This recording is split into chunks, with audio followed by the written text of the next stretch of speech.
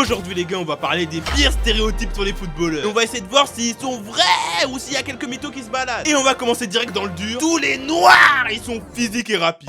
Bon les gars, je l'ai dit, on va rentrer direct dedans. Parce que là, c'est vraiment un stéréotype qui est générationnel. En plus, qui est là dans tous les sports. Mais bon, déjà, faudrait comprendre pourquoi les gens ils disent ça. En vrai, moi, je vois déjà deux raisons. Premièrement, c'est parce que souvent, les commentateurs et tout, les gens qui parlent de foot, ils vont mettre en avant ces qualités-là pour les renois. Pour illustrer ça, j'ai trouvé une stat sur une vidéo qui parlait du même sujet. Qui disait que quand un commentateur de foot parlait du physique d'un joueur, il y avait 6 fois plus de chances qu'il parlait d'un renois. Et c'était 3 fois plus de chances quand il parlait de la vitesse. Donc forcément, les gens ils vont assimiler ça au renois et tout. Et la deuxième raison, les gars, faut dire les choses, hein. C'est pour sous-coter les performances intellectuelles des renois. Voilà, il faut dire les termes. Pour sous-entendre que voilà, l'intelligence de jeu et tout, c'est pas trop ça. Hein. Sauf que les gars, ça c'est pas vrai. T'as juste à voir Paul Pogba Prime Moment. Intelligence de jeu, distribution du ballon, techniquement, c'était une folie. Et en plus de ça, les gars, les gens disent puissant et technique, mais en vrai, soit t'es l'un, soit t'es l'autre. Hein. Parce que là, par exemple, si je prends Kanté, bah, ça va pas être le joueur le plus rapide, mais il a une puissance en termes de physique qui est abusée. Si je prends Saka de Arsenal, bah, physiquement, les gars, c'est un stick. Hein. Mais par contre, niveau vitesse, il bombarde.